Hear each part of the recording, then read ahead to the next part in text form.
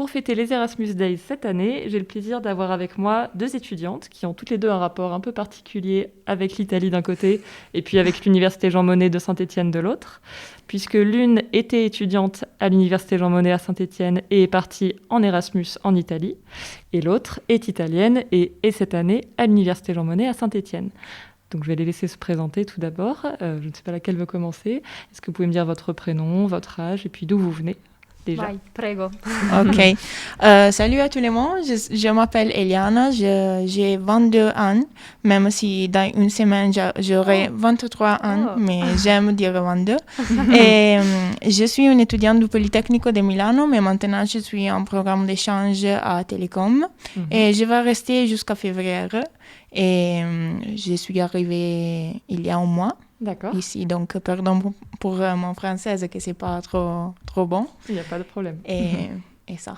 Très bien, merci beaucoup. Et vous, et toi? Alors bonjour à tous, donc moi je m'appelle Yona. En effet, j'étais à l'université de Jean Monnet à Saint-Étienne en licence LEA. Donc anglais-italien, et j'ai fait donc ma mobilité Erasmus à Genova, en Italie. Voilà. Très bien, super.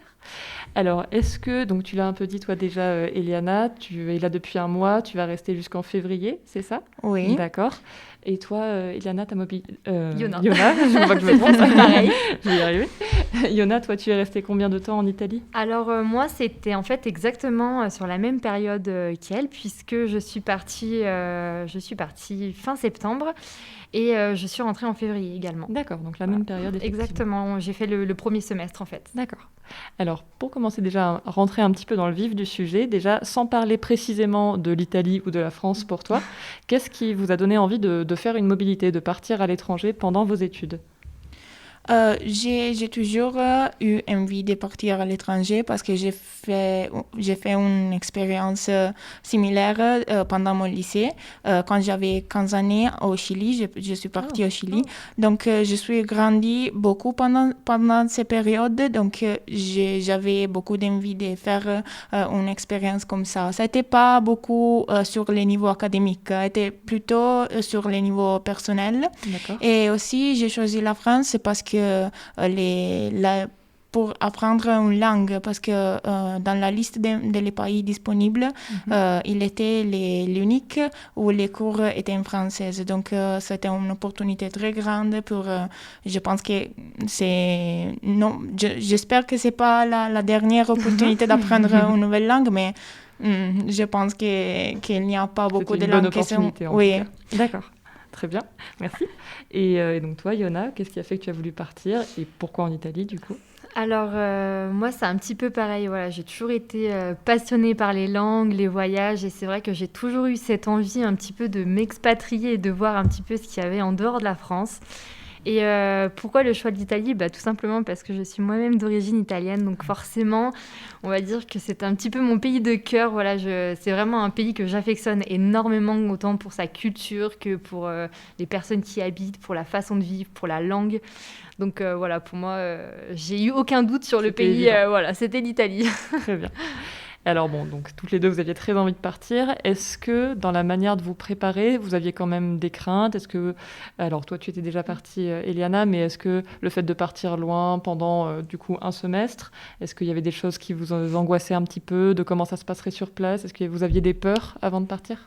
Maintenant, c'est une situation un peu particulière pour les situations du Covid. Donc, si j'avais une peur, il était de ne partir pas à cause du Covid. Et oui, j'avais un peu de peur parce que dans la dernière expérience que j'ai eue, j'habitais chez une famille d'accueil. Donc, l'expérience est tout différente parce qu'ici, j'étais toute seule depuis les premiers jours.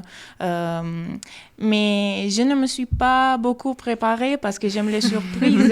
Et j'ai seulement cherché la maison et j'ai fait les dossiers d'inscription et tout ça, mais pas beaucoup de préparation pour n'avoir pas des attendus. D'accord, ne pas avoir trop d'attentes et te laisser voir attente, ce qui arrive. D'accord, je comprends. Donc, pour ça. D'accord. Et toi, Yana? Écoutez, moi c'était un petit peu pareil, on va dire que j'ai été un petit peu la mauvaise élève parce que je ne suis pas énormément préparée, je vais être très honnête, je me suis un petit peu laissée porter. Je vous avouerai que moi par la suite j'en ai un petit peu payé le prix. Mais oui, par contre, j'avais des peurs. Moi, c'était pas du tout bon. Bah, du coup, je suis pas partie en situation de Covid, donc j'ai eu beaucoup de chance sur ça. Mais ma plus grande peur, moi, c'était l'intégration, en fait. J'avais peur de pas m'intégrer, de pas réussir à m'intégrer aux Italiens, en fait, tout simplement. D'accord. Et tu dis que tu en as payé le prix, du coup, à quel niveau? Qu'est-ce qui s'est mal passé, du coup? En fait, ça a été très compliqué, très stressant pour moi, parce que, comme je vous le disais, je suis très mal préparée. On va dire que l'aide que j'ai reçue à l'université n'a pas été à la hauteur de mes attentes, donc je vais être très honnête. Et en fait, je suis arrivée là-bas le 30 septembre. Je n'avais ni appartement, ni cours. Je savais juste que j'allais à la fac la semaine prochaine. Pas mal. Donc ça a été un peu compliqué. Effectivement. Voilà. Effectivement. Et alors, comment est-ce que tu as fait pour remédier à tout ça? Ça a pu se débloquer? Et on va dire que je pense que j'aurais pu jouer au loto parce que j'ai été une grande chanceuse. Je suis arrivée donc le 30 septembre, donc le matin en Italie. J'avais un contact là-bas donc pour un appartement. J'ai fait 2 visites d'appartement dans la journée et j'ai supplié un des locataires pour qu'il me prenne parce qu'il faut savoir qu'en Italie, en fait, c'est compliqué pour trouver une chambre si vous restez qu'un semestre. D'accord. Ils veulent bien vous prendre quand vous restez 1 an parce que forcément au niveau du loyer, ça vaut plus le coup. Mais comme je restais qu'un semestre, ils ne voulaient pas me garder. Et puis j'ai fait un peu de forcing et j'ai réussi à avoir la chambre. Super. Voilà. Donc ça, c'est plutôt bien fini quand même. Oui, j'ai eu de la chance parce qu'au final, j'ai pu trouver mon appartement et on va dire que les choses ont été plus sereines par la suite. D'accord. Et toi, du coup, Eliana, à ton niveau, alors au niveau logement, donc tu disais que tu arrivais toute seule cette année. Là, ça fait 1 mois que tu es ici, donc c'est encore tout récent. Mais est-ce que ça va? Tu réussis à t'en sortir entre le fait de te débrouiller seule, de commencer à rencontrer des nouvelles personnes peut-être? Je suis un peu désolée de ne m'avoir pas préparé beaucoup parce que c'est très important de savoir un peu la langue quand on arrive dans un pays nouvel parce que c'est impossible d'écouter et d'entendre toutes les choses. Donc, la première semaine a été un peu difficile sur ça. Et aussi, la première semaine a été difficile parce que j'avais trouvé un logement. Et je l'avais vu seulement par Internet. D'accord. Et quand je suis arrivée ici, il n'avait pas de conditions hygiéniques et sanitaires très bonnes. Donc, j'ai cherché autre logement. Et la première semaine a duré dans ma tête comme 8 mois. Parce qu'elle était très, très longue. Parce que j'ai vécu avec des souris beaucoup de souris dans la maison. Tu n'étais pas toute seule, donc. Oui, pour ça. Donc, ça a été l'unique problème que j'ai eu. Et un gros problème, entre tous les problèmes que je pouvais avoir, j'ai eu les plus gros, je pense. Mais tout ça a réparé. Donc, maintenant, je suis très, très bien. D'accord. Et je me sens à la maison maintenant avec tous les copains que j'ai connus et tout ça. Je me sens très, très confortable, commode. À l'aise, je ne sais pas. Bien. Oui, à l'aise. Oui. Très bien. Tu parlais de la langue. Pour toi, Yona, ça a été... Du coup, tu disais que tu étais d'origine italienne. Tu avais déjà un peu des bases en italien. Tu parlais bien, pas du tout. Ça a été une difficulté pour toi? Alors, on va dire que j'ai eu de la chance parce que j'étudie l'italien depuis le collège. Donc, j'avais quelques bases en italien. Et donc, comme j'étais dans une fac de langue, c'était quand même ma 3e année en plus du lycée et de la fac en italien. Donc, j'avais suffisamment de bases pour me débrouiller, me faire comprendre sans que ce soit trop difficile. Après, j'étais pas bilingue. Je faisais beaucoup d'erreurs et même encore aujourd'hui, j'en fais beaucoup quand je parle. Mais en tout cas, je parlais suffisamment bien pour comprendre et me faire comprendre au maximum. D'accord. Et tu penses que si tu avais moins bien parlé, ça aurait été difficile? Par exemple, est-ce qu'il y avait d'autres étudiants en échange qui parlaient moins bien? Est-ce que tu as observé ça? Alors, je pense très clairement que ça aurait été l'enfer pour moi si j'avais pas parlé la langue parce que, voilà, comme j'en parlais un petit peu avec notre ami aujourd'hui, disons que dans le Nord, les Italiens sont quand même... beaucoup plus fermé que dans le sud. Donc, on va dire que pour s'intégrer et pour, on va dire, s'imposer, c'est plus compliqué. D'accord. Donc, ça aurait été plus difficile. Après, moi, j'ai beaucoup fréquenté d'Erasmus, forcément. J'ai évité les Français au maximum, je les fuyais. Mais après, non, en règle générale, les Erasmus parlaient très bien italien. Oui. Donc, c'est plus moi qui apprenais à leur côté. Donc, voilà. Donc c'est une bonne chose. Ça oui, du coup, ça a été très enrichissant. Le fait d'être en contact d'autres étudiants Erasmus, ça a pu te permettre de développer aussi ça. Alors oui, exactement. Ouais, et pour toi, alors toi aussi, tu es en contact avec d'autres étudiants Erasmus. Je crois que tu prends des cours de français, notamment avec des étudiants qui sont Erasmus comme toi. Oui. C'est une aide aussi. C'est quelque chose qui te permet de trouver de l'aide, de trouver des contacts. Et oui, je pense qu'il me permet beaucoup de trouver des contacts, mais pas beaucoup de pratiquer mon français. Oui. L'unique possibilité que j'ai pour pratiquer mon français, c'est à l'école. Donc, c'est très important. Et aussi, j'aime qu'en télécom, il y a beaucoup de travail de groupe. Donc, comme ça, dans cette manière, je peux pratiquer un peu plus. Oui. Parce que si je passe toujours tout le temps avec, surtout les Espagnols, parce qu'ils sont beaucoup. Et je sais parler espagnol, je pratique seulement l'espagnol. Donc, il semble que je suis en Erasmus en Espagne. Donc, mais c'est très bon. J'évite aussi les Italiens. Pour le but, c'est vraiment de parler la langue. Donc, pour toi, le français, pour toi, c'était mais nous aidons. Entre Erasmus students, nous aidons beaucoup entre nous pour apprendre. Et avec les cours, les SILEC et tout ça, c'est très cool. D'accord. Et alors, on a parlé un peu des difficultés que vous aviez eues toutes les deux. Effectivement, c'est toujours compliqué. Parfois, il y a des situations qui doivent être résolues assez vite. Est-ce qu'à l'inverse, il y a des choses qui, donc toi, quand tu es partie en Italie ou pour toi depuis un mois, vous ont agréablement surprise, peut-être des choses qui vous ont particulièrement plu, qui ont fait que votre expérience Erasmus s'est particulièrement bien passée et auxquelles vous ne vous attendiez pas? Je ne m'attendais pas je m'attendais des Françaises un peu fermées. Parce que je l'avais dit aussi à notre copine aujourd'hui, parce que tous mes amis qui étaient venus en France, ils m'avaient dit qu'il était un peu difficile parce que je suis du sud d'Italie, donc la culture c'est très très différente. D'accord. Et donc on sent la différence entre la fermeture culturelle, c'est pas Mais les premiers jours à Télécom, 3 étudiants sont venus chez moi et ça a été très agréable parce que je ne m'attendais pas à cette chose. Et ils m'ont montré toute l'école, m'ont présenté beaucoup de copains aussi. Et je pense que c'est parce que Télécom, c'est une école très petite, donc tout le monde connaît à tous les gens. Et ça a été très agréable. Très bien, super. Et pour toi, est-ce qu'il y a eu des choses aussi? Alors oui, moi, il y a une chose qui m'a particulièrement plu. En fait, à la base, je devais partir à Milan. Finalement, ça a été un petit retournement de situation. Il n'y avait plus assez de place pour Milan, donc j'ai dû choisir une autre ville et j'ai choisi Gênes. Et en fait, j'ai été vraiment surprise parce que la ville est magnifique. C'est une petite ville un peu en bord, de portuaire. Donc, j'ai vraiment été surprise par les paysages. Vraiment, c'est une ville qui est magnifique. Je trouve que d'ailleurs, on n'en parle pas assez. Tout le monde ne jure que par Milan, mais en fait, je trouve qu'à côté de Gênes, finalement, voilà. Et donc, non, vraiment, les paysages qu'il y avait, le décor et voilà, les voyages que j'ai pu y faire, j'ai vraiment été surprise. Je ne pensais pas que c'était une ville qui avait autant de richesse. Vraiment. D'accord. Et alors, pour toi, c'est encore un peu tôt peut-être, mais quand même, tu peux dire, sur le plan des cours, de vraiment le contenu, de ce que vous avez appris, donc pour toi ici en France et pour toi en Italie, est-ce que la manière d'apprendre était très différente? Est-ce que vous avez senti que ça vous apportait vraiment très différente? Parce que l'université en Italie, c'est très individualiste ou individuel, je ne sais pas. Ici, il y a beaucoup de travail de groupe. Et beaucoup de travail pratique. Jusqu'à maintenant, en Italie, j'ai vu seulement théorie. Et ici, avec tous les systèmes différents, parce que ici, vous êtes dans Télécom, ils sont obligés, c'est obligatoire de faire un stage à la fin des études. Oui. C'est très différent. En Italie, c'est tout théorie.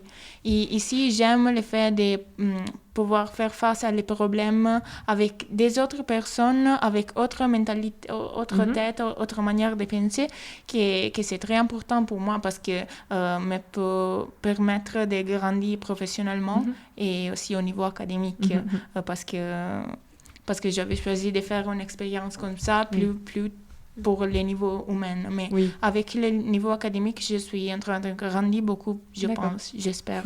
J'espère aussi. Et donc, oui, c'est très différent. D'accord. Et pour toi, tu l'as ressenti aussi Ah oui, mais je suis entièrement d'accord avec toi.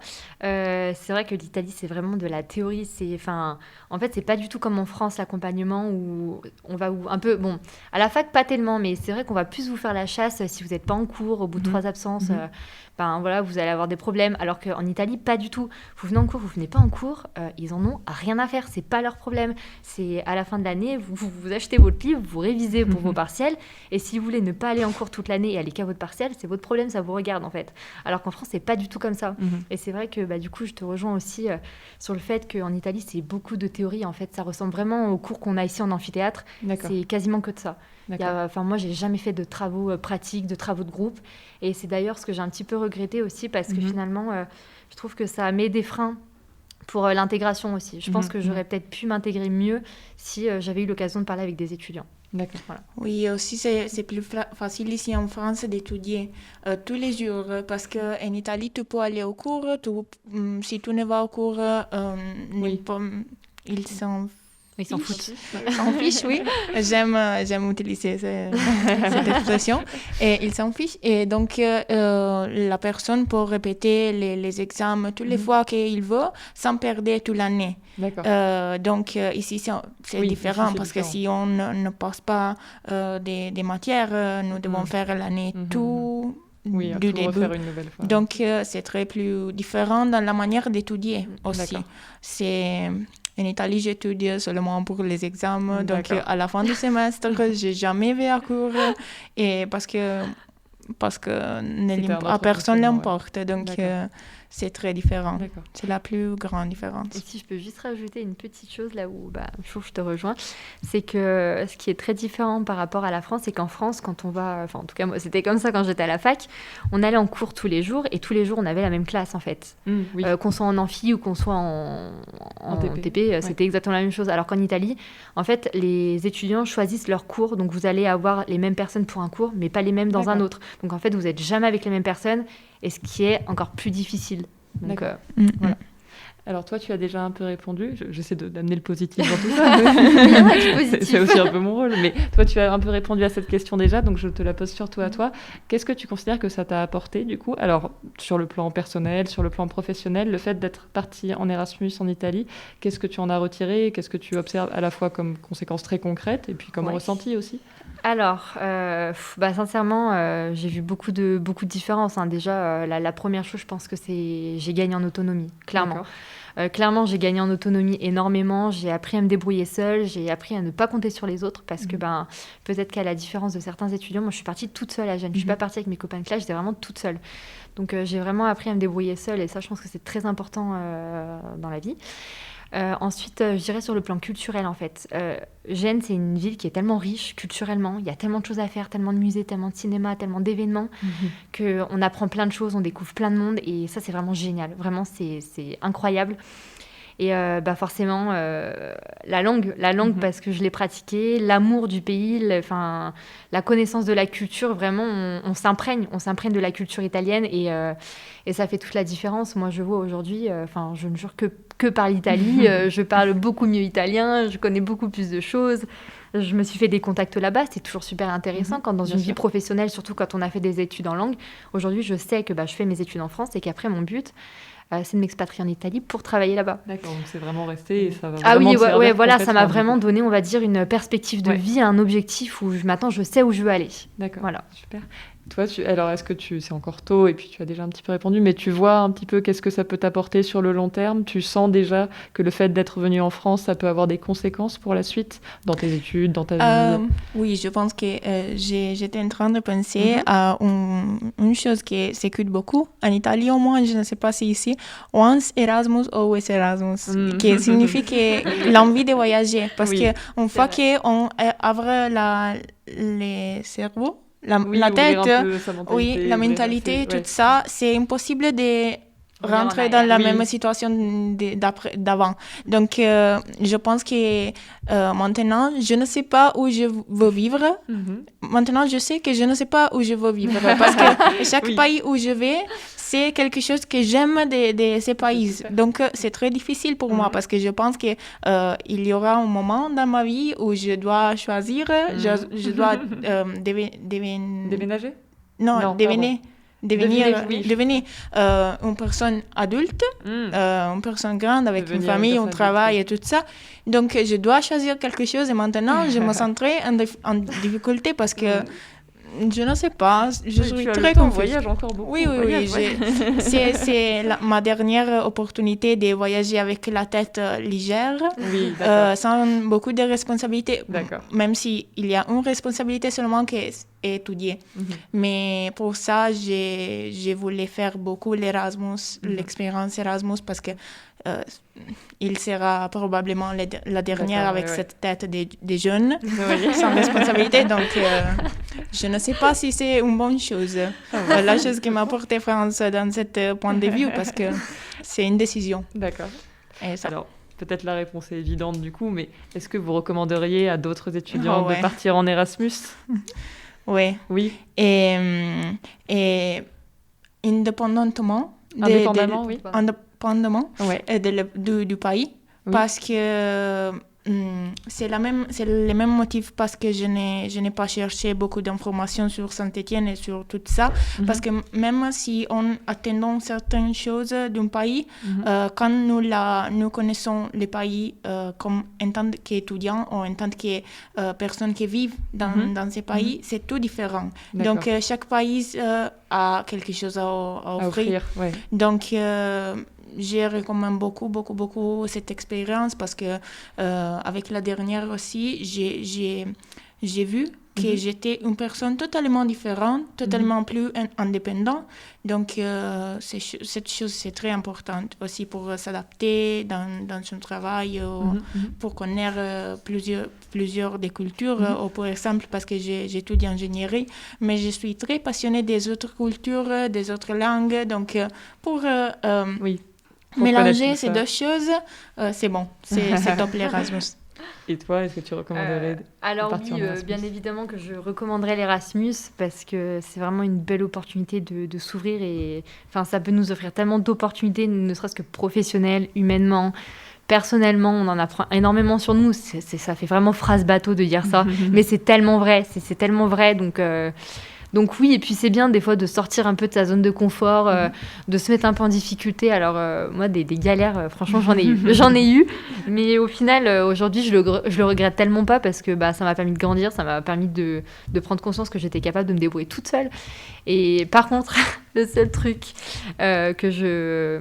conseil que je pourrais vraiment donner, c'est de ne pas faire comme nous, du coup, et de vraiment se préparer parce que c'est beaucoup trop de stress. Et franchement, partir dans un pays quand on connaît pas la langue, pas le pays, pas les gens, c'est affreux. C'est vraiment très difficile et puis, en fait, parfois, ça peut même en être presque dangereux.